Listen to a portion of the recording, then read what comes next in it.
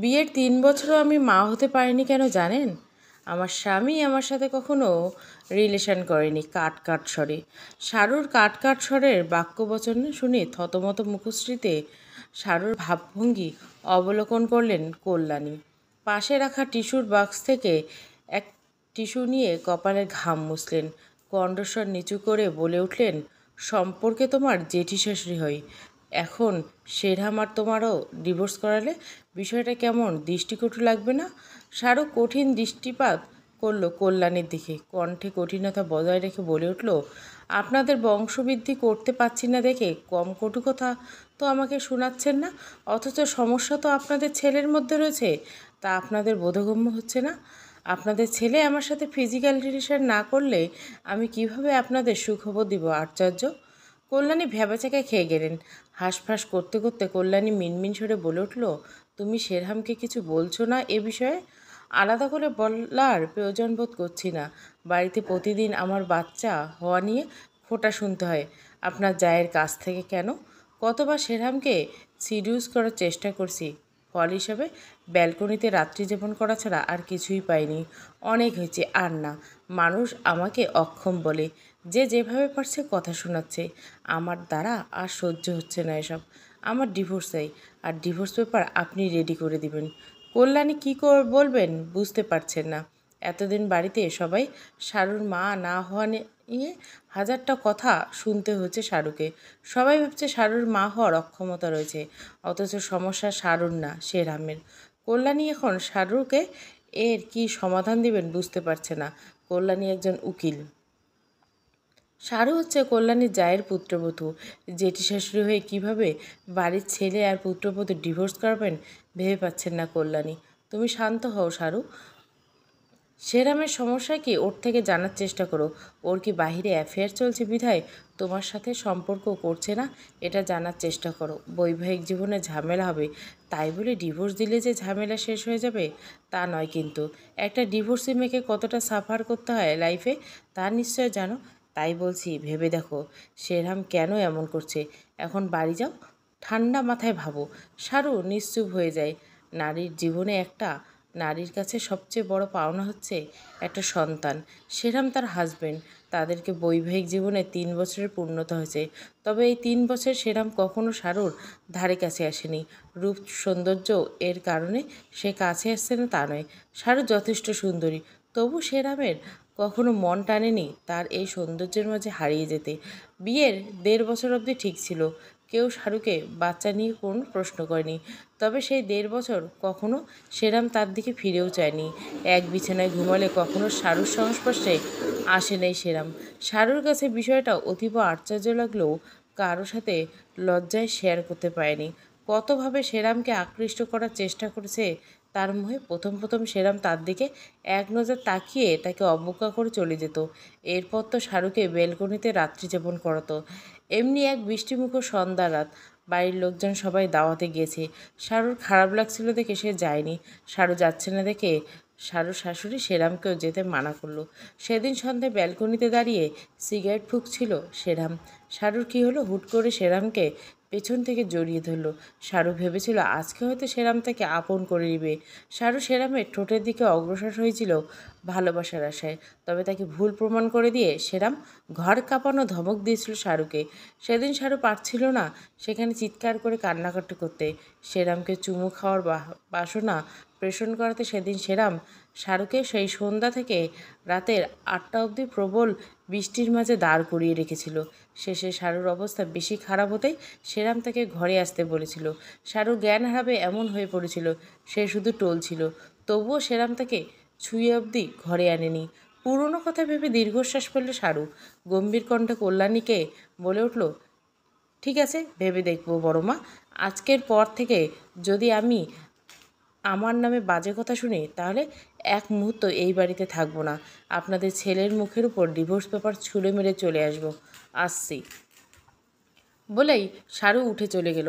কল্যাণী শারুর যাওয়ার পানে এক দৃষ্টিতে চেয়ে রইল। অবাক লাগছে এক ছাদের নিচে এক বিছানায় ঘুমিয়েও একটা পুরুষের মন বাসনা কিভাবে জাগে না পাশে থাকা রমণীর প্রতি। তিনি মাথা ঝাঁকালেন, অন্য অন্য ফাইল হাতে নিয়ে মনোযোগে সেখানে দিলেন। গম্ভীরতার সাথে ঘরে প্রবেশ করলো শারু। ঢুকতেই দেখলো সেরাম মাত্র শাওয়ার নিয়ে বেরিয়েছে। শারুর নজর গেল সেরামের হালকা লোমযুক্ত বক্ষের দিকে। কিছু একটা ভাবতেই মাথা ঝাঁকিয়ে অন্যদিকে তাকালো। পুনরায় আর চোখে তাকালো সেরামের দিকে। পুরুষ হিসেবে সেরাম পারফেক্ট হয়ে পারফেক্ট না। নারীর প্রতি তার কোনো আগ্রহ দেখায় না সে।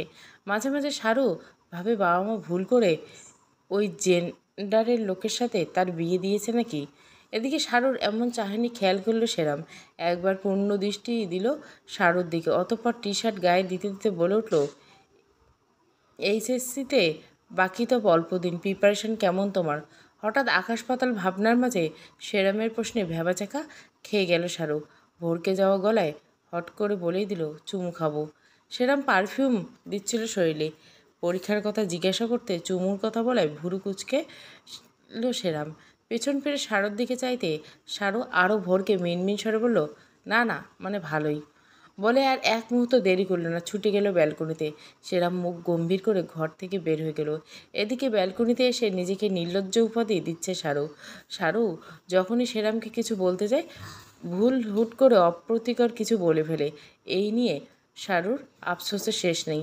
আজ যদি সেরাম বাকিদের মতো হতো তাহলে এই কথা বলার সাথে সাথে চুমু দিয়ে দিত দুপুরে। সবার শেষে খেতে বসেছে সেরাম, শারু আর শারুর শাশুড়ি। সেরাম আর শারু শাশুড়ি খেতে বসে শাহরুখকে চুপচাপ তাদেরকে পরিবেশন করছে। খাওয়ার এক মাঝে শাহরুখ শাশুড়ি হতাশ কণ্ঠে হুট করে বলে উঠলেন, পাশের বাসার রায়া ছেলের বিয়ে হয়েছে মাত্র 3 মাস, অথচ এই 3 মাসের মধ্যে রায়া সুখবর পেয়ে গেল, আর আমি 3 বছরও পেলাম না। শাশুড়ি মায়ের এমন কথা শুনে ভুরু কুচকে নাক ফুলিয়ে জোরে জোরে দুবার শ্বাস ফেলল। মাঝে সেরাম একবার তার মুখশ্রীর দিকে তাকে নজর সরিয়ে ফেলল। শাহরুখ শাশুড়ি মা বলতে বলতে বিষম খেলেন। শারু শব্দ করে জলের গ্লাস টেবিলে রাখল। শারু শাশুড়ি একবার তার দিকে চেয়ে জলের গ্লাস হাতে তুলে নিয়ে ঢকঢক করে জল খেয়ে নিল। সেরাম চুপচাপ নিজের খাবার খাচ্ছে, মুখ দিয়ে টু শব্দ করছে না। এরই মাঝে শারু শাশুড়ি মিতালি আবারও বলে উঠল, আমি বলি কি সেরাম, শাহরুখকে নিয়ে তুই বিকেলে হসপিটালে যা, ডাক্তার দেখিয়ে আনিস, শাহরুর কোনো সমস্যা আছে কি না। শাহরু এবার তেলে বেগুনে লাল লাল হয়ে জ্বলে উঠল। এসব খোঁচামারা কথা তার আর সহ্য হচ্ছে না। এই হয়েছে এক শাশুড়ি, ঘুরিয়ে ফিরে তার মাতৃত্বের দিকে আঙুল তুলবে, অথচ ছেলে যে সমস্যা আছে মহিলা কিছুতেই বুঝতে চাইছে না। শাহরু কিছু বলবে তার আগে সেরাম উঠে দাঁড়ালো।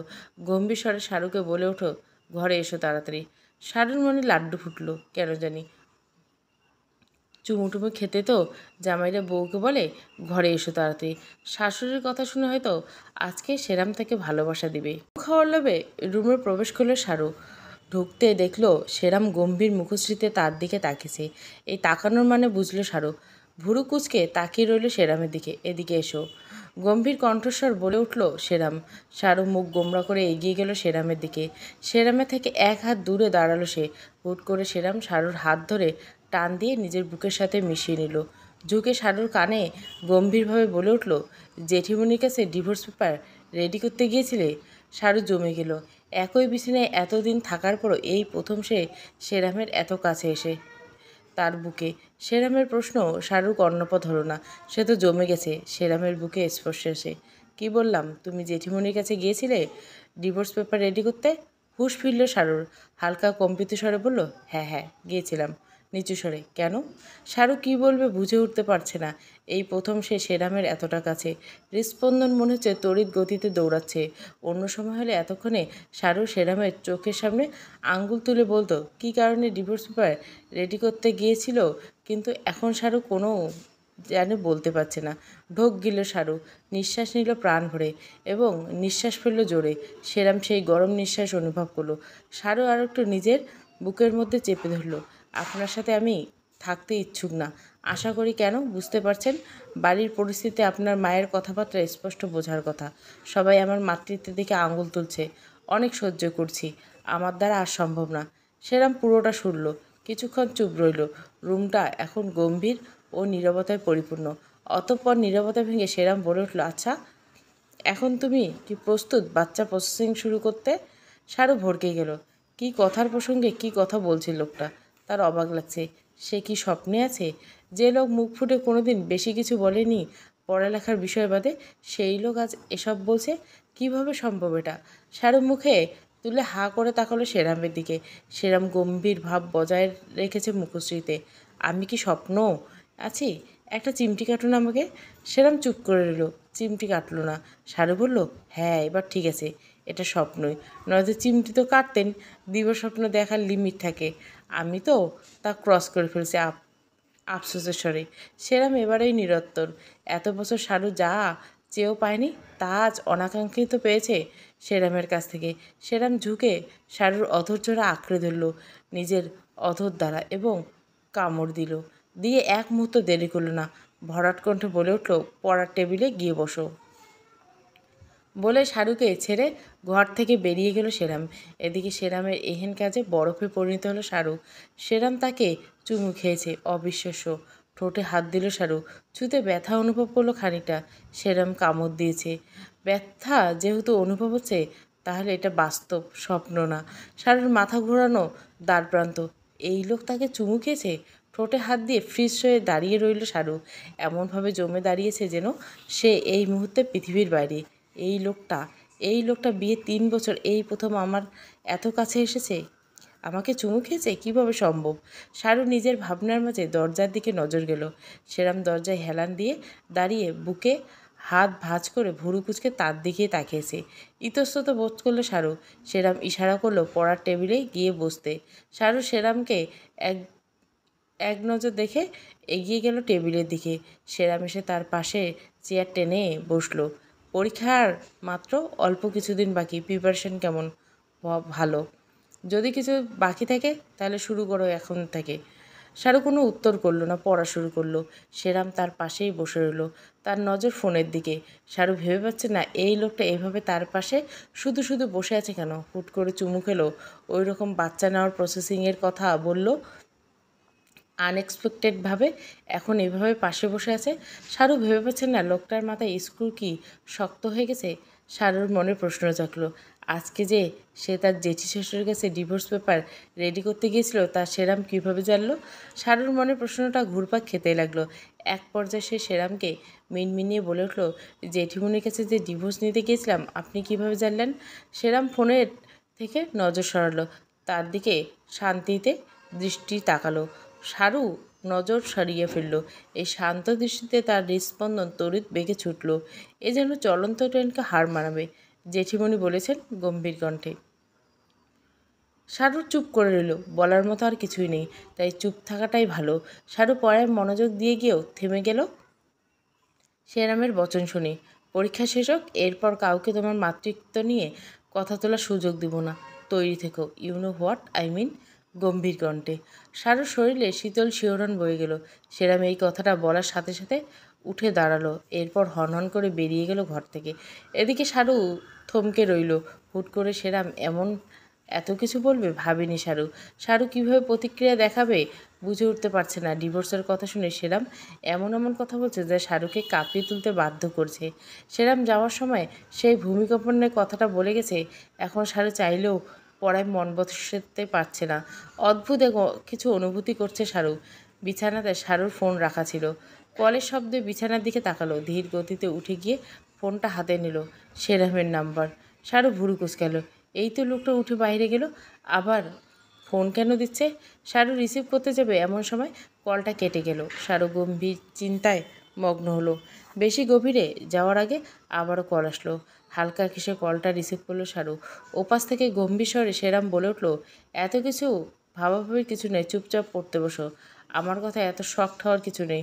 তুমি বাচ্চা বলে এতদিন ছাড় দিয়েছিলাম, কিন্তু তুমি সেই বাচ্চাকালে আমাকে সিডিউস করার ট্রাই করছো। তখনও ভেবেছিলাম বাচ্চা, ওই জন্য আবেগের বসে এমন করছে। কিন্তু আজকে ডিভোর্সের ব্যাপারটা জানার পর আমার বোধগম্য হলো না তুমি বাচ্চা না। তোমার পাখা অনেক বড় হয়েছে। এখন আমার সময় হয়েছে তোমার পাখা কাটার। শুধু তোমার পরীক্ষাটা শেষ হোক, শিডিউল আর ডিভোর্সের শোধ তুলব বলে সেরাম কল কেটে দিয়েছে। এদিকে বিস্ময়ের উপর বিস্মিত হয়ে চলছে শারু। সারা শরীর ঝাঁকুনি দিয়ে উঠল শারুর। মাথার মধ্যে তার একটাই কথা ঘুরছে, সিডিউস আর ডিভোর্স, এর শোধ তুলবে সেরাম। এর মানে ভাবতেই কেঁপে উঠল শারু। কি এক অদ্ভুত অনুভূতি। মাথা ঝাঁকালো শারু। এসব চিন্তা ঝেড়ে ফেলা দরকার। সামনে পরীক্ষা, এখন পড়তে বসতে হবে। পরীক্ষার জন্য হলে আপাতত বাড়িতে তাকে নিয়ে আর প্রশ্ন উঠবে না। কিন্তু সেরাম, সে এটা কী বলল? পরীক্ষার পর তার মাতৃত্ব আর কাউকে প্রশ্ন তুলতে দিবে না। শারুর মনে পরীক্ষা ঘুরছে, কিন্তু মাথা ভর্তি সেরামের বলা প্রতিটা কথা। আমি নিজের মেয়ের রেপ কেস কীভাবে লড়ব শারু? ক্রন্দনত কল্যাণীর মুখে নিঃসৃত এমন বাক্য শুনে হতভম্ব হয়ে গেল শারু। বড় বড় আঁখিতে হতভম্ব দৃষ্টিতে জেঠিমণির দিকে তাকালো। জেঠিমণি এসব কী বলছে? নিজের মেয়ের রেপ কেস কীভাবে লড়বে মানে? স্নিগ্ধা, কীভাবে সম্ভব এসব? শারু অবিশ্বাস্য কণ্ঠে স্বরে বলে উঠল, এসব তুমি কী বলছো জেঠিমণি? স্নিগ্ধা কল্যাণী কীভাবে কী বলবে বুঝতে পারছে না। প্রচণ্ড কান্নায় ভেঙে পড়ছেন তিনি। বসার ঘরে সবাই বসে কথা বলছিল, শারু সেখানে ছিল। সে চুপচাপ নিজের শাশুড়ি মা, বড় পিসি শাশুড়ি, ছোট পিসি শাশুড়ির গল্প গুজব শুনছিল। এমতো অবস্থায় কল্যাণী ক্রন্দনরত হন্তদন্ত হয়ে ছুটে এসে একথা বলতে বলতে জোরে কান্না করা শুরু করে দিল। বসার ঘরে উপস্থিত সবাই এখন আতঙ্কের মধ্যে রয়েছে। কিছুক্ষণ আগে কোর্টে যাওয়ার উদ্দেশ্যে তৈরি হচ্ছিল কল্যাণী। আজকে কোর্টে রায় দেওয়া হবে।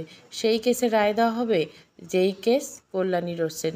সম্পত্তির লোভে ছোট ভাইকে খুন করেছে বড় ভাই।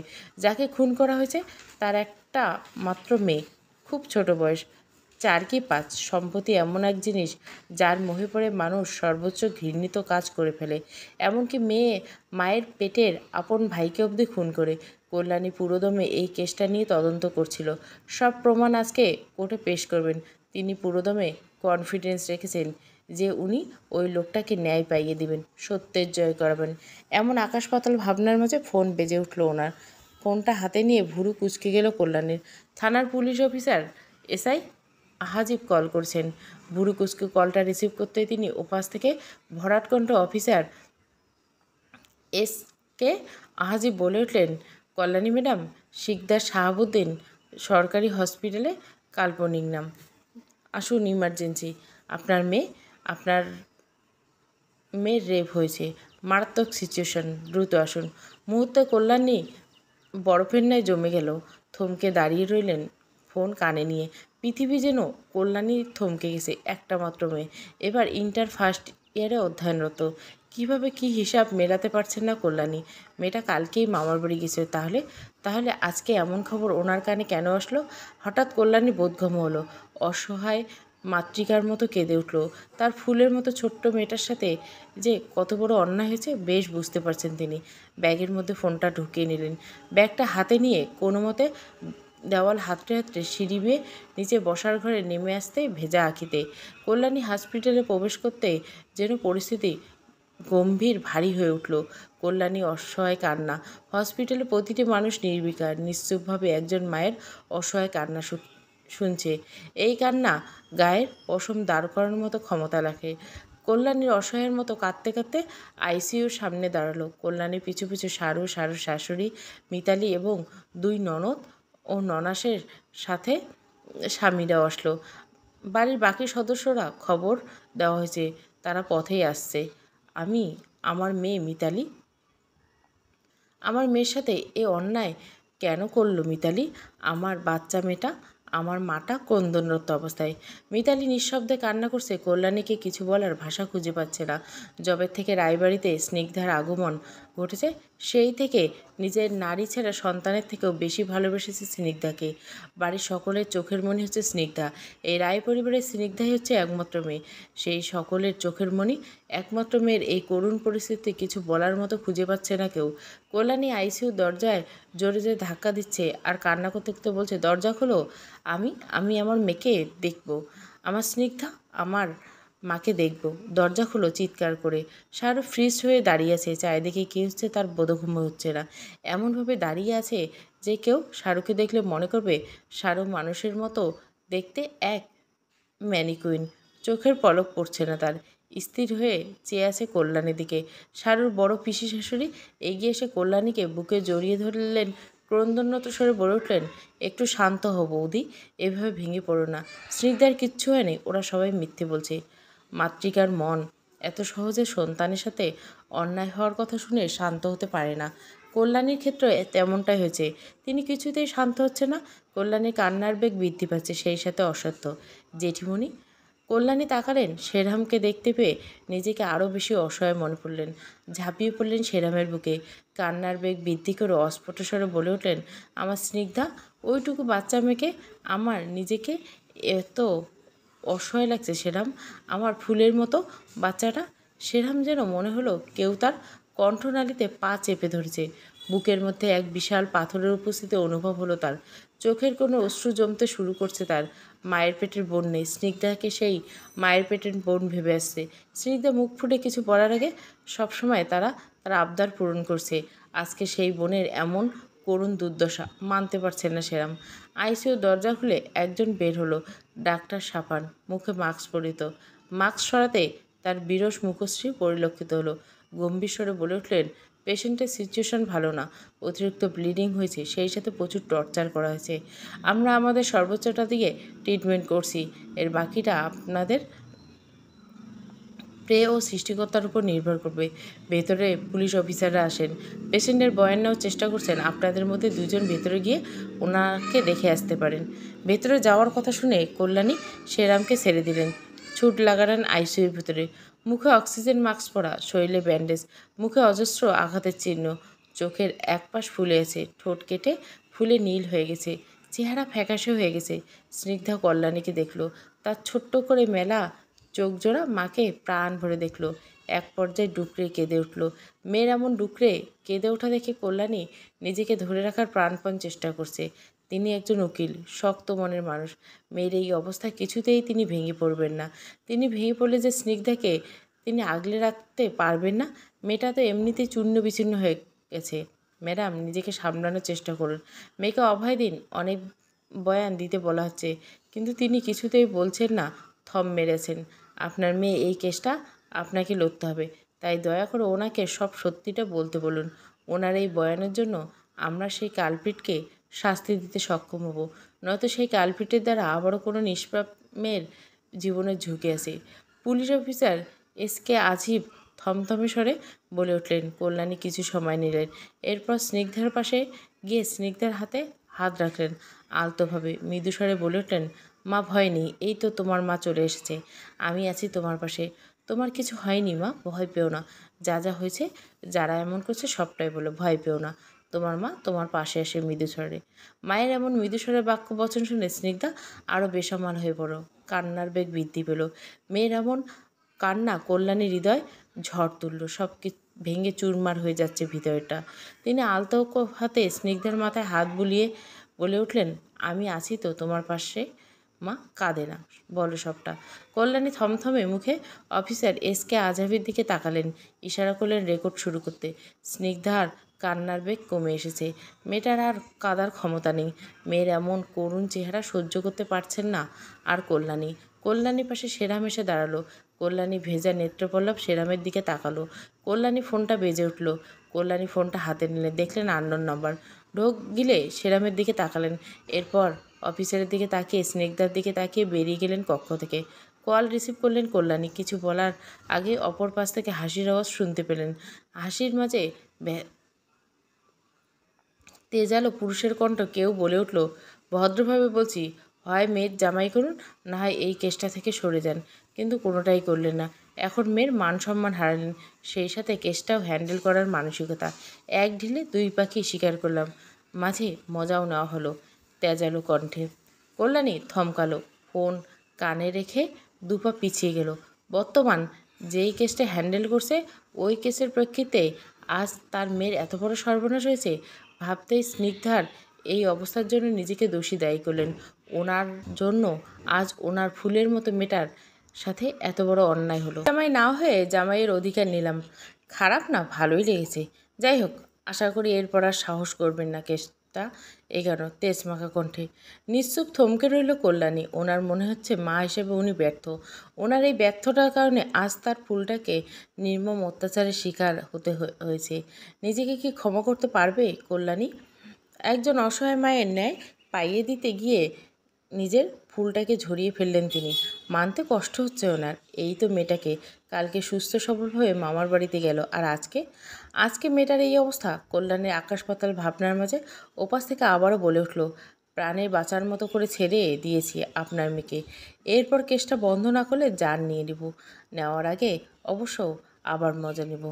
এমন মৃত্যু দিব যে মেয়ের মৃতদেহ দেখলে আপনার রুহু কেঁপে উঠবে। কাট কাট স্বরে তীব্র ঘৃণা হলো কল্যাণীর অপর পাশে ব্যক্তিটির উপর। ব্যক্তি স্বার্থে মানুষ এতটা নিজ ভাবতে কল্যাণীর গা কাটা দিল। আজ অবধি এমন অনেক মেয়ে আছে যাদের রেপ কেস লড়ে তাদেরকে ন্যায় পাইয়ে দিয়েছেন কল্যাণী, কিন্তু কোনোদিন ভাবেনি এই রেপ কেসের শিকার তার ফুলটাকেও হতে হবে।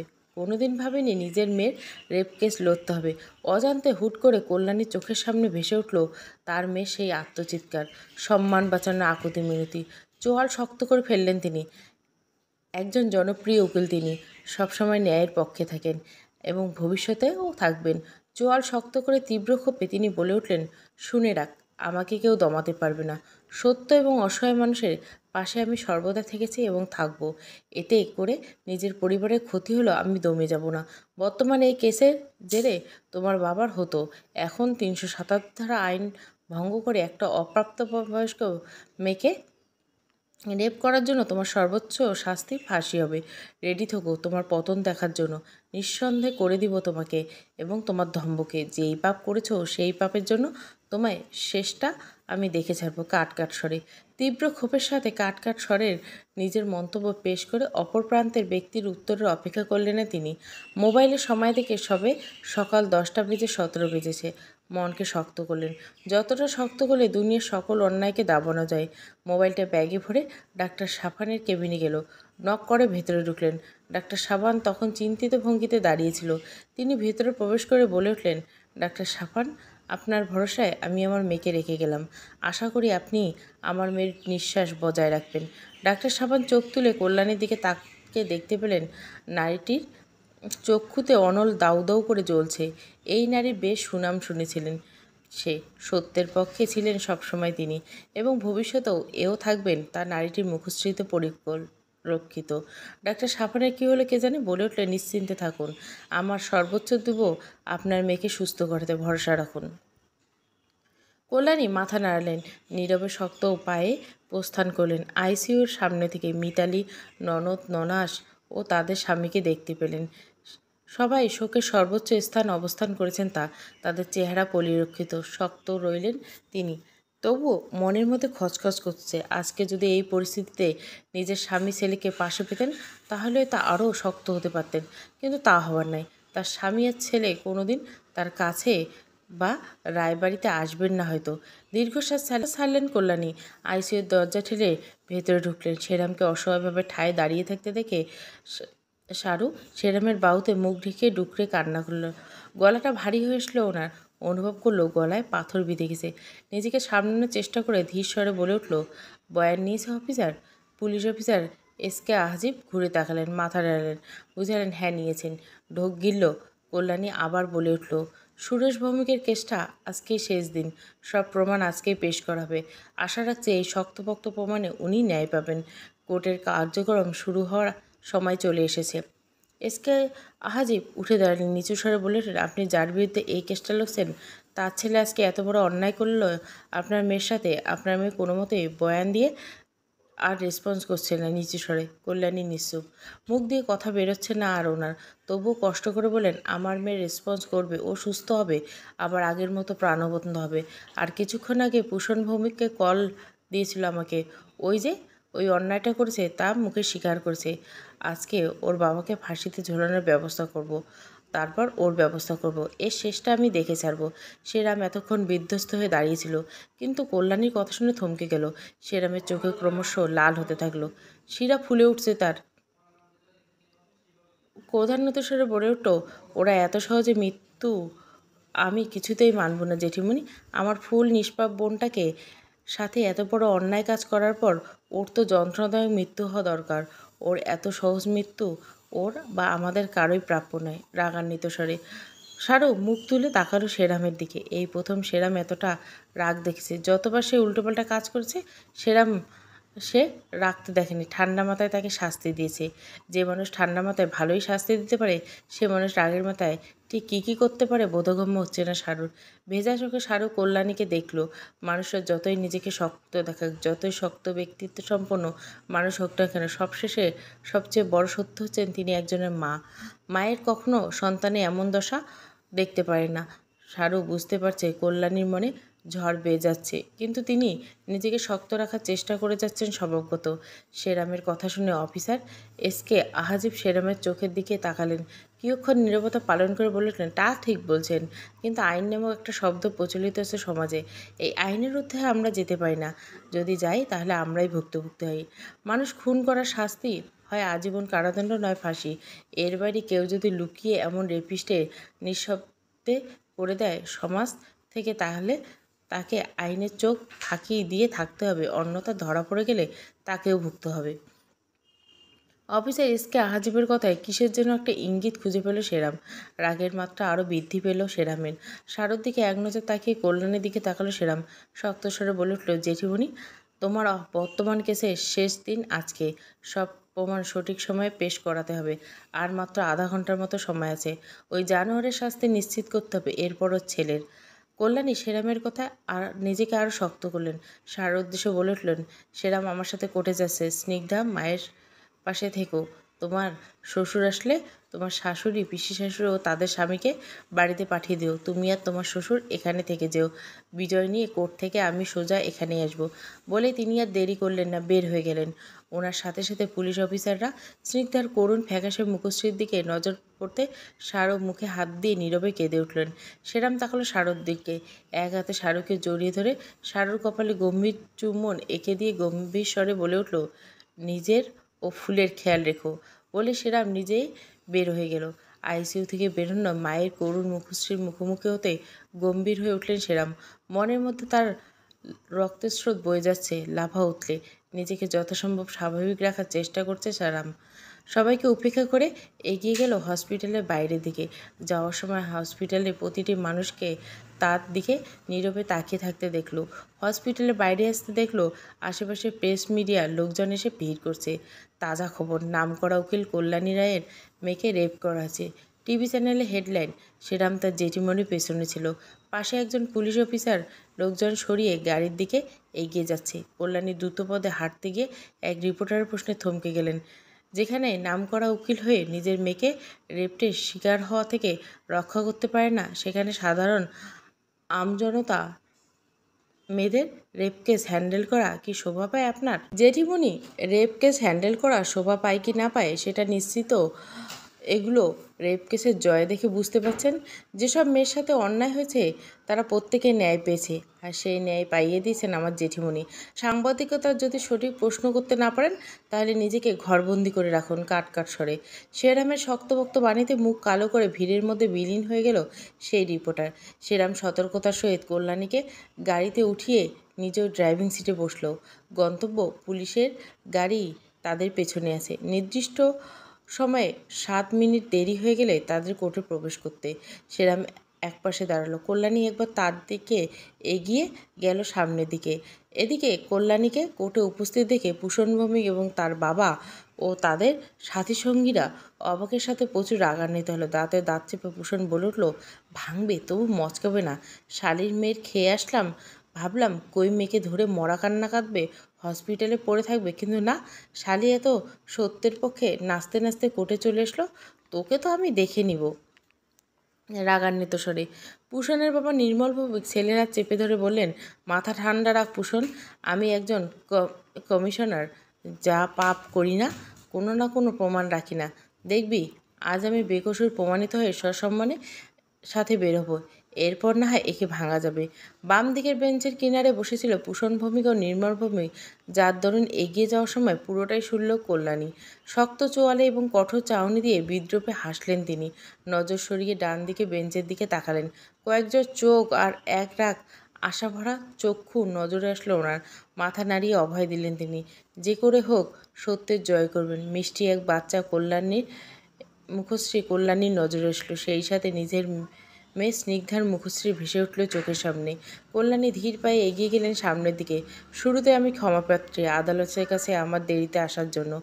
মহামান্য আদালত, আজকে এই কেসের শেষ দিন এবং আমার সর্বশেষ প্রমাণ পেশের শেষ দিন। আমি আপনার নিকট এই কেসের সঠিক এবং শুদ্ধ প্রমাণ পেশ করছি। আমি আমার একজন সাক্ষীকে ডেকে নিতে চাই।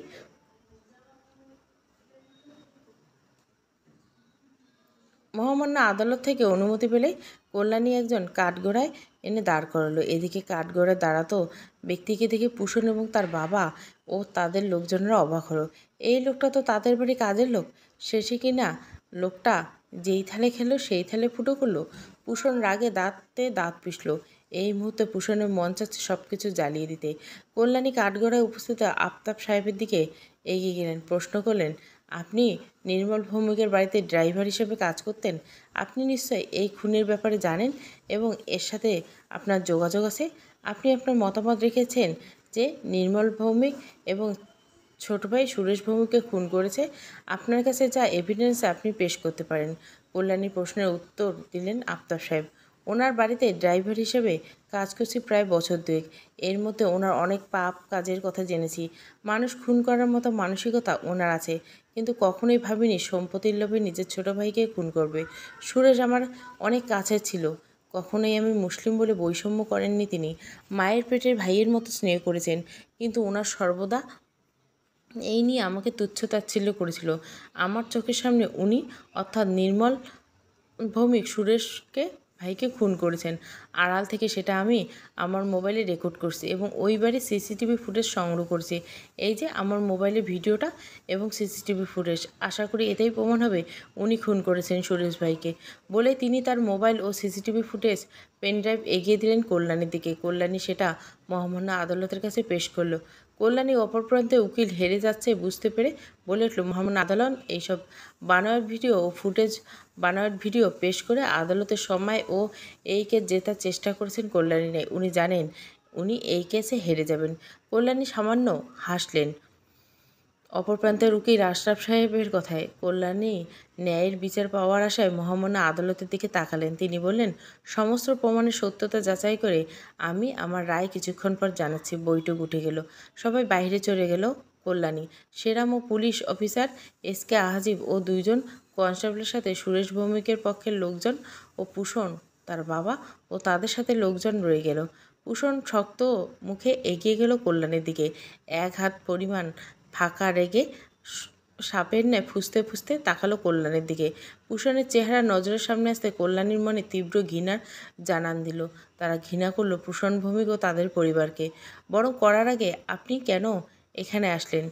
মেয়ের মান ইজ্জত হারালেন। আপনার কি প্রাণের ভয় নেই? রাগান্বিত স্বরে। প্রাণের ভয় থাকলে নিশ্চয় তোদের মতো নষ্ট চরিত্রের খুনিদের বিরুদ্ধে কেস লড়তাম না। কঠোর স্বরে ভূষণ আরও রাগলো। কল্যাণের দিকে ঝুঁকে বলল, আপনার এত বড় বড় কথা আজকে বের করে দিতাম। ইস, মজা নেওয়ার ধান্দায় ভিডিও করতে ভুলে গেছিলাম। তাই করতাম, যদি করতাম আপনার আজকে এত বড় বড় কথা মুখ দিয়ে বের হতো না। ব্যঙ্গস্বরে কল্যাণী ঘৃণা ভরা তেজ বৃদ্ধি করলো। সেরাম কল্যাণী ও ভূষণের মাঝে এসে দাঁড়ালো। ডান হাত দিয়ে বেশ জোরেই ভূষণকে ধাক্কা দিতে দু হাত পিছিয়ে গেল। জোর গড়ে বলে উঠল, নোংরা মুখ, নোংরা কথাবার্তা নিয়ে দূরে থাক। পরবর্তীতে এমন করতে গেলে মুখ ও নোংরা কথা বলার মতো আস্ত থাকবি না। জোর গলায় ভূষণ দুহাত পিছিয়ে গেল। পড়ে যেতে নিয়েও নিজেকে সামনে নিল। সাপের মতো ফোঁসফোঁস করতে করতে তাকালো সেরামের দিকে। কিছু বলতে নিলে নির্মল ভৌমিক ভূষণের হাত চেপে নিষেধ করলেও ইশারা দিয়ে নিজেই বললেন, আমার মতে দুটো জিনিস করা উচিত না মানুষের। এক, আপন মানুষের বিরুদ্ধে যাওয়া। দুই, রাজনীতিবিদদের বিরুদ্ধে যাওয়া। গেলেই এর ফল অনেক ভারী হয়। আজকে আমি দোষী প্রমাণিত হয়ে যাই। আর ছেলে আছে, অগ্রিম বলে দিলাম, সাবধানে থাকবেন। সেরাম হাসলো। কল্যাণী কিছু বলার আগে সেরাম হাসতে হাসতে বলে উঠল, এ কথা আপনার মুখে শোভা পায় না কমিশনার সাহেব। উরুফে নিজের আপন ভাইয়ের খুনি। প্রথমত আপনি দোষী, তা শুধু আজকে আয়োজন করে প্রমাণিত হবে। দ্বিতীয়ত, আপনি নিজে আপন মানুষের বিরুদ্ধে গিয়েছেন, নিজের ভাইকে খুন করেছেন। একটা বাচ্চা মেয়ের মাথার উপর থেকে বাবা নামক বটগাছ কেড়ে নিয়েছেন। এত সহজে তো পার পেয়ে যাবেন না। আশা রাখি আজকে সত্যটা প্রমাণিত হবে। প্রথমত আপনার ফাঁসি হবে, এরপর আপনার ছেলে। ওই যে কি জানি একটা বললেন, রাজনীতিবিদদের বিরুদ্ধে যেতে নেই। তা ঠিক বলছেন, তবে কুকুরদের বিরুদ্ধে গেলে সমস্যা কোথায় কমিশনার সাহেব? ভূষণ লাভার মতো উতলে উঠল। এই কুকুর কাকে বলি? মুখ সামলে কথা বল, নয়তো এমন অবস্থা করবো পায়ে দাঁড়ানোর মতো সাহসটুকু থাকবে না। এখন আয়না কোথায় পাবো ভাই? ইস, আয়না থাকলে তোকে কয়েকজোড়া কুকুর দেখাতে পারতাম। শোন, সময়ের কাজ সময়ে করতে আমি অনেক ভালোবাসি। তাড়াহুড়া আমার ভালো লাগে না। সময় আসুক, এরপর দেখা যাবে কে পায়ে দাঁড়াবে আর কে বিছানায় পড়ে কাতরাবে হাই তুলে। কল্যাণী সেরামের হাত ধরলেন। সুরেশ ভৌমিক স্ত্রী ও ওনার মেয়ের দিকে তাকিয়ে ছোট্ট একটা শ্বাস ছাড়লেন। সেরামকে টেনে বাইরে নিয়ে যেতে লাগলো, কিন্তু ভূষণের এক কথায় থেমে গেল সেরাম। শুনলাম ভাইয়ের নাকি বিয়ে অনেক দিন হচ্ছে, তবুও নাকি ভাই বাবা হতে পারছে না। তা ফ্রিতে একটা উপদেশ দেই, বাবা হতে চাইলে আপনার বউকে আমার কাছে পাঠিয়ে দিন। ভালো খাতির যত্ন করব, দেখবেন বাবা ডাক শুনতে পারবেন। সেরাম এতক্ষণ নিজের যে রাগটা লুকিয়ে রেখেছিল সেই রাগ আর লুকোতে পারল না। তেড়ে এসে ভূষণের কলার ধরে নাক বরাবর পরপর কয়েকটা ঘুষি মারল।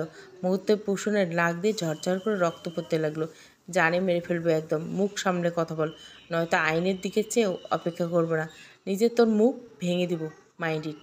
রাগান্বিত স্বরে বলে কুসুমকে ধাক্কা দিয়ে নিচে ফেলে দিল সেরাম। কুসুমের মাথা ঘোরানোর কারণে কুসুম নিজেকে সামলাতে পারল না, নিজের বাবার পায়ের উপর গিয়ে পড়ল।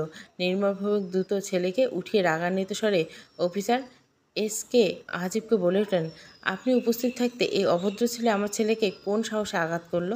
রাগান্বিত স্বরে অফিসার এসকে আজিব হাসলেন, দারুণভাবে হাসলেন। বললেন, ঠিক বলছেন। আমি থাকতে আপনি কমিশনার হয়ে কিভাবে খুন করতে পারেন? আপনার ছেলে কিভাবে একটা আইন ভঙ্গ করে রেপ করতে পারে? প্রমাণ কিন্তু আমাদের হাতে শক্তপোক্ত। সময় আসুক, বাব্বাটা দুজনে ফাঁসির দড়িতে ঝুলবেন। কল্যাণী সেরামকে টেনে বাইরে নিয়ে গেলেন। অফিসার এসকে আহাজিবও সাথে। সাক্ষী ও প্রমাণের ভিত্তিতে প্রমাণিত হয়েছে নির্মল ভৌমিক সুরেশ ভৌমিককে খুন করেছে সম্পত্তির লোভে। এই জন্য আদালত নির্মল ভৌমিককে সর্বোচ্চ শাস্তি ফাঁসি ঘোষণা করেছে। পুরো রাগান্বিত চেহারার দিকে তাকিয়ে বিজয়ের হাসি হাসলো কল্যাণী। সত্যের সাথে আজ অবধি সব কেসে জয়ী হয়েছেন। বিজয়ের হাসি হাসলেও মনের মধ্যে ঝড় বিদ্যমান কল্যাণীর। কখনো ওনার কোনো কেসের প্রভাব ওনার পরিবারের উপর পড়েনি, এই প্রথম এই কেসটার প্রভাব পড়ছে, তাও ওনার মেয়ের উপর। বাচ্চা মেয়েটা সবে 17 ঘরে পা দিয়েছে। প্রাণবন্ত হয়ে বেড়ানোর সময়ে মেয়েটার এত বড় নির্মম অন্যায়ের শিকার হয়েছেন। ওনার মনে হচ্ছে একজন উকিল হিসাবে উনি আজ জয় অর্জন করতে পারলেও প্রকৃতপক্ষে উনি হেরে গেছেন। সুরেশ ভৌমিকের স্ত্রীর দিকে তাকালেন তিনি। বাচ্চার মাথায় হাত বুলিয়ে বলে উঠলেন, অবশ্যই সত্যের জয় হয়েছে। সুরেশ ভৌমিক ওনার বিচার পেয়েছেন। জীবনে কত কিছু শিকার হই আমরা, তবে এত আমাদের ভেঙে পড়া উচিত না। মনে রাখবেন, আপনি সত্য হলে জয় আপনার হবে।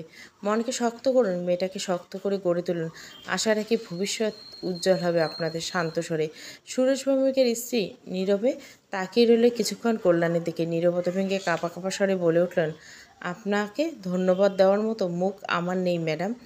আমাকে ও আমার স্বামীকে বিচার পাইয়ে দিতে আপনার মেয়েকে এত বড় অন্যায়ের শিকার হতে হলো। কি করলে ক্ষমা করতে পারবেন আমাদের? কাঁপা কাঁপা স্বরে কল্যাণী থেমে গেলেন। শান্ত দৃষ্টিতে সুরেশ ভৌমিকের স্ত্রীর মুখশ্রী পর্যবেক্ষণ করলেন। কল্যাণী ওনার মুখে অস্পষ্ট আক্ষেপ দেখতে পেলেন। দীর্ঘশ্বাস ফেলে বললেন, এখানে আপনাদের কোনো ভূমিকা নেই, সবটাই ভাগ্যের ভূমিকা। ক্ষমা চাইবেন না, আশীর্বাদ করবেন আমার মেয়ের জন্য। কল্যাণী আর কিছু বললেন না, সেরামকে ইশারা করলেন বেরোনোর জন্য। সেরাম পাশে অফিসার এসকে আহাজিবকে দাঁড়িয়েছিলেন। ওনাকে দেখে মৃদু হেসে বললেন, অভিনন্দন ম্যাডাম। আমি আশাবাদী সবসময় আপনি সত্যের পাশে থাকবেন এবং জয়ী হবেন। আশা করে ওই রেপিস্টকে সর্বোচ্চ শাস্তি পাবে। মৃদু স্বরে কল্যাণীর ক্লান্তি হাসি আসলেন। গায়ে কালো পোশাকটা খুলে হাতে নিলেন। ধীর পায়ে হেঁটে বেরোলেন কোর্ট থেকে। বেরোতে মুখোমুখি হলেন প্রেস মিডিয়ার। বিচলিত হলেন তিনি। সেরাম পাশে এসে দাঁড়ালেন কল্যাণী। রিপোর্টারদের নানান প্রশ্ন। কল্যাণী ক্লান্ত, ভীষণ ক্লান্ত। মানুষের গুঞ্জন ওনার মস্তিষ্ক অচল ও ব্যথাতুর করে তুলছে ক্রমশ। অভিনন্দন ম্যাডাম, অবশেষে এতদিন পর এই কেসের সমাপ্ত হলো। জয় বরাবর আপনার মতোই হয়েছে। এই বিষয়ে আপনার কি মতামত? কল্যাণী জিভ দিয়ে ঠোঁট ভেজলেন, বললেন, সত্যের সবসময় জয় হয়। আমি সত্যের পক্ষে ছিলাম, তাই জয় অর্জন করতে পেরেছি। আপনার কি মনে হয় ম্যাডাম, আপনার মেয়ের রেপ কেস এই কেসের সাথে জড়িত? ইতিমধ্যে লোকজন গুঞ্জন সৃষ্টি করেছে যে এই কেস রুখে দিতেই আপনার মেয়েকে রেপ করা হয়েছে, যাতে আপনি এই কেস না লড়েন। এই বিষয়ে আপনার মতামত কী? রিপোর্টারের এমন প্রশ্নে বুকটা ভারী হয়ে উঠল কল্যাণীর।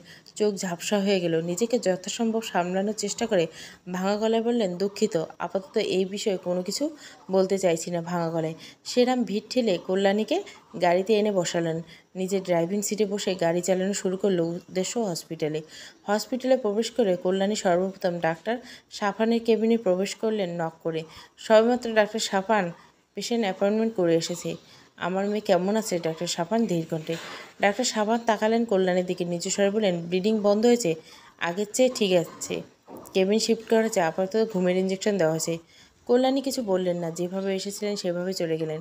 যাওয়ার আগে ছোট্ট করে ধন্যবাদ বলে গেলেন। স্নিগ্ধাকে যেই কেবিনে রাখা হয়েছিল সেই কেবিনের সামনে গেলেন। শারু আর শারুর শাশুড়ি শ্বশুর অর্থাৎ নেহাল রায় দাঁড়িয়েছেন। এভাবে দাঁড়িয়ে আছো কেন তোমরা? ধীর কণ্ঠে কল্যাণীর কণ্ঠস্বর পেয়ে শারু ও নেহাল দুজনে চমকে গেল।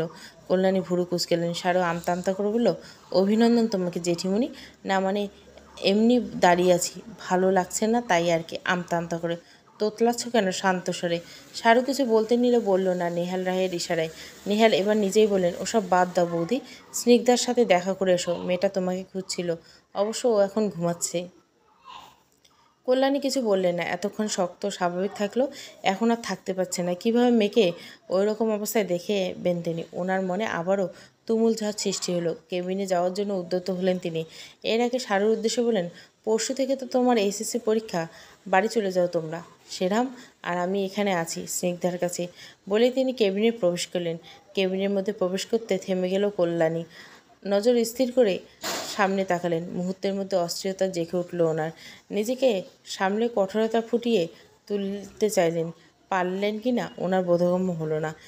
এর আগে সামনে থেকে ব্যক্তিটি তার দিকে এগিয়ে আসতে আসতে অস্ফুটস্বরে বললেন, মামা। কল্যাণীর এক হাত দিয়ে থামিয়ে দিলেন ব্যক্তিটাকে। পাশ কাটিয়ে স্নিগ্ধার কাছে গেলেন। কণ্ঠস্বর খানিকটা শক্ত করে বললেন, সৎমা বলুন। ব্যক্তিটি থমকালো, দৃষ্টি স্থির করে চেয়ে রইল থম মেরে। ও মা, আমাকে ক্ষমা করা যায় না? নিচু স্বরে কল্যাণী স্নিগ্ধার দিকে দৃষ্টি রেখে বলে উঠলেন, আমি আপনার সৎ মা, সবসময় আপনার প্রতি আমি অন্যায় করে এসেছি। ক্ষমা তো আমার আপনার কাছে চাওয়া উচিত। ক্ষমা করবেন আমাকে। অদিত রায়? অদিত কী বলবেন খুঁজে পেল না। আজকে তো এমন হওয়ার কথা ছিল না, তাহলে এমন কেন হলো? অদিত আর কিছু বুঝুক আর না বুঝুক, সামনে থাকা নারীটি যে তার উপর ভীষণ অভিমান ও রাগ করে আছে বেশ বুঝতে পারল। এভাবে বলো না মা। কল্যাণী অদিতকে থামিয়ে দিলেন। কণ্ঠস্বর আরও কঠোর করে বলে উঠলেন, কল্যাণীরা এক কথা দুইবার বলে না, তবু আমি আপনার সাথে সবসময় অন্যায় করে এসেছি এবং আমি অনুতপ্ত। তাই এর জন্য আমি আপনাকে আরও একবার বলছি, মা নয়, সৎ মা। কঠোর কণ্ঠস্বর। অদিত অনুভব করলো তার বুকের ভিতর ভারী কিছু একটা বিঁধে গেছে। চোখের কার্নিশ বেয়ে অশ্রু নামতে চেয়েছে। পুরুষ মানুষ কাঁদতে নেই, এটা ভেবে নিজেকে সামলানোর ব্যর্থ চেষ্টা করলো। কল্যাণী স্নিগ্ধার দিক করুণ চেহারার দিকে তাকিয়ে পুরনো স্মৃতি চারণ করলো। স্নিগ্ধা সবেমাত্র সপ্তম শ্রেণী থেকে অষ্টম শ্রেণী উঠেছে। বার্ষিক ফলাফল নিয়ে স্কুলে পেরেন্টস মিটিং অনুষ্ঠিত হয়েছিল। কল্যাণী স্নিগ্ধার সাথে গিয়েছিল। মিটিং অ্যাটেন্ড করে সবেমাত্র বাড়িতে পা রেখেছিলেন তিনি। বাড়ি আসতে না আসতে ওনার স্বামী বিপুল রায় তেড়ে এসে ওনার গালে সজোরে একটা চড় মারলেন। রাগান্বিত কণ্ঠে বলে উঠলেন, আমার আগেই বোঝা উচিত ছিল তুমি হচ্ছ আদিতের সৎ মা। তুমি কখনোই ওর ভালো চাইতে পারো না। তোমার জন্য আজকে আমার ছেলেটাকে সাথে জড়িয়ে থানায় নিয়ে যাচ্ছে। তুমি তোমার সেই পার্টনার পুলিশ অফিসারকে বলছো আমার ছেলে মিথ্যে ঘটনায় ফাঁসিয়ে জেলে আটকাতে। আজকে তুমি ভালোই করে বোঝালে সৎমা কখনো আপন হয় না। রাগান্বিত স্বরে কল্যাণী অবাক নয়নে স্বামীর দিকে চাইলেন। কি থেকে কি হচ্ছে ওনার বোধগম্য হচ্ছে না, তবুও একটা কথায় ওনার কানে প্রতিফলিত হচ্ছে, সৎ কখনো আপন হতে পারে না।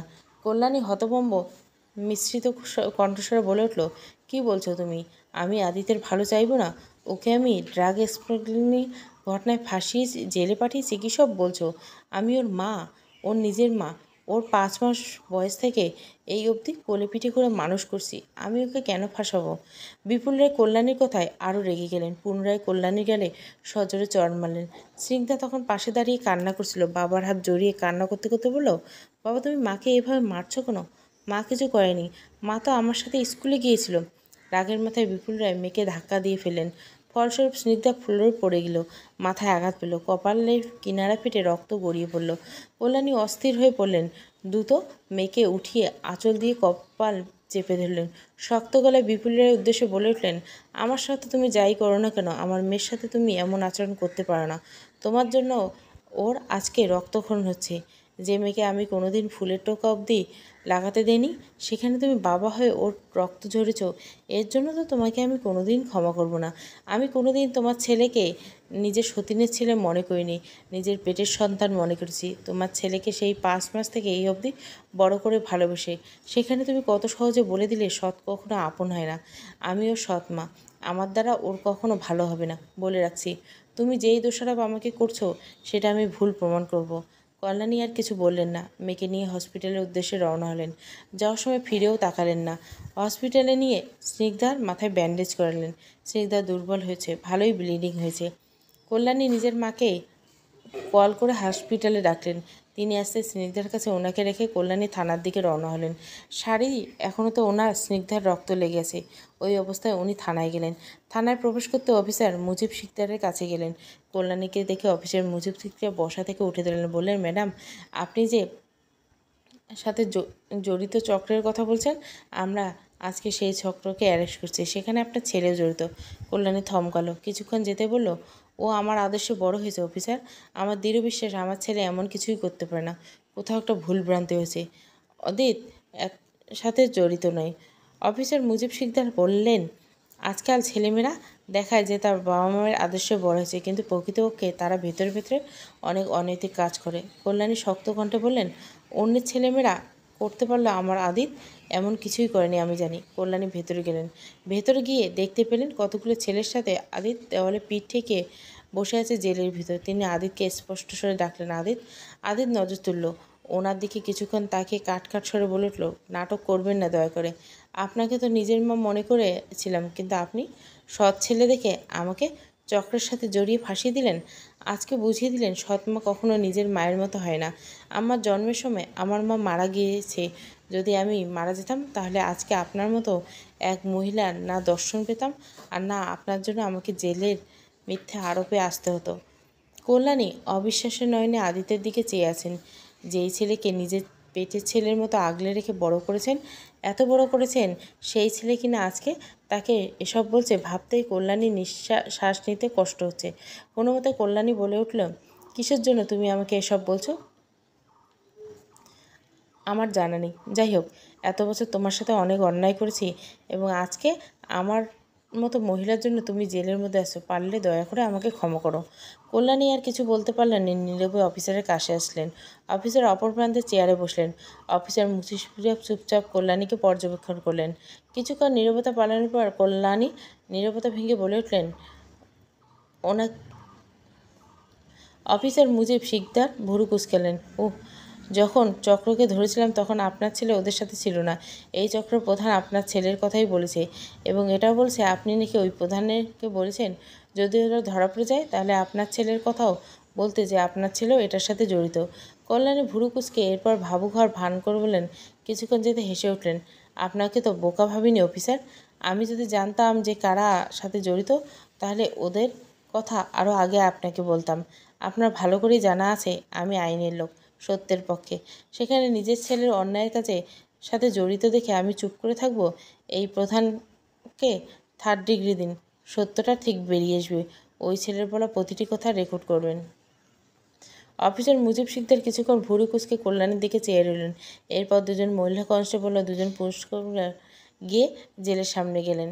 প্রধান ও তার সহকারী দুজনকে বের করে খালি একটা জেলের মধ্যে নিয়ে গেলে কল্যাণী তাদের পিছু পিছু গেল।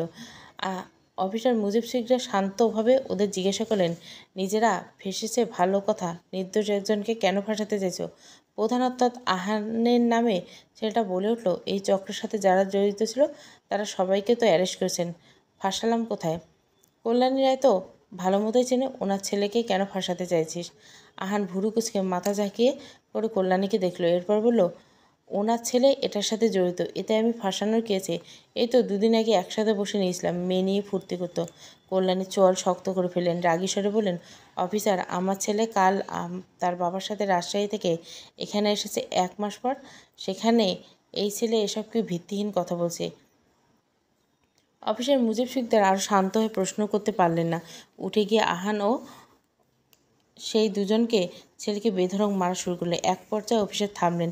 আহানের অবস্থা খারাপ। তিনি আহানকে জিজ্ঞাসা করলেন, সত্যিটা এখন বলবি নাকি আরও আদর্য করব? আহান আগে শক্ত হয়ে কথা বললে, এখন আর পারল না। অফিসার কনস্টেবলকে ইশারা করলেন রেকর্ড অন করতে। আহান নির্ভুল শক্তিতে চুল টেনে ধীরে ধীরে বলে উঠল, প্রায় 1.5 বছর আগের ঘটনা। কল্যাণী রায়ের জন্য আমার বড় ভাইয়ের ফাঁসি হয়ে একটা মেয়ের রেপ কেস করার জন্য। তখন আমি এখানে ছিলাম না, দেশের বাইরে ছিলাম। ভাইটাকে শেষবারের জন্য দেখতে পাইনি। কল্যাণী রায়ের প্রতি তীব্র ক্ষোভ জন্মে। রাগে অন্ধ হয়ে বিপদের পথে পা পড়ে এবং কল্যাণী রায়কে কীভাবে জব্দ করা যায় সেটাই ভাবতে থাকি। যখন জানলাম ওনার একটা ছেলে আছে, তখন ওনার ছেলেকে খুন করতে চাইলাম। পরে ভাবলাম কল্যাণী রায় অনেক আত্মসম্মান, ওনার আত্মসম্মান ভাঙার দরকার। ভাবলাম কোনোভাবে যদি বিপদে যদি পুলিশের কাছে ধরা পড়ি, তাহলে ওনার ছেলেরও ফাঁসি হবে। মানুষের সামনে ওনার অপমান করাবে ওনার ছেলেকে। আজকে সেই সুযোগ আসলো। এতক্ষণ আশা রাখি টিভির হেডলাইনে হচ্ছে সাথে জড়িত সদ্য জনপ্রিয় উকিল কল্যাণী রায়ের ছেলে অদিত রায়। আহ, শান্তি। আহান কিছু বলার এর আগে অফিসার মুজিব শিকদার আহানের গেলে চড় মারলেন। আহান হাসলো, ঠোঁট ফেটে রক্ত পড়ছে। পুলিশ অফিসার বেরিয়ে এসলো। কল্যাণীর সামনে দাঁড়িয়ে বলে, দুঃখিত ম্যাডাম, এভাবে আপনার ছেলেকে তুলে আনা উচিত হয়নি। সবটা না জেনে মিডিয়ার সামনে আপনার ছেলেকে দাঁড় করিয়ে চিহ্নিত করা উচিত হয়নি। সাথে জড়িত একজন অপরাধী। আপনি টেনশন করবেন না, প্রেস কনফারেন্স প্রমাণ করে দিব এই রেকর্ডের দ্বারা আপনার ছেলেকে নির্দোষ, ওকে ফাঁসানো হয়েছে। কল্যাণী আর কিছু বললেন না। অফিসার মুজিব শিকদার আদিতকে জেল থেকে বের করে এলেন। কল্যাণী আদিত্যের দিকে এক নজর তাকিয়ে বেরিয়ে গেলেন থানা থেকে।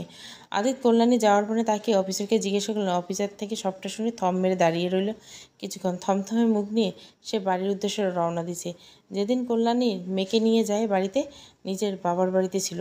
একটা সময় আসলে নেহাল রায়ের জোড়াজড়িতে অনেকে আবার রায়বাড়িতে যেতে হলো।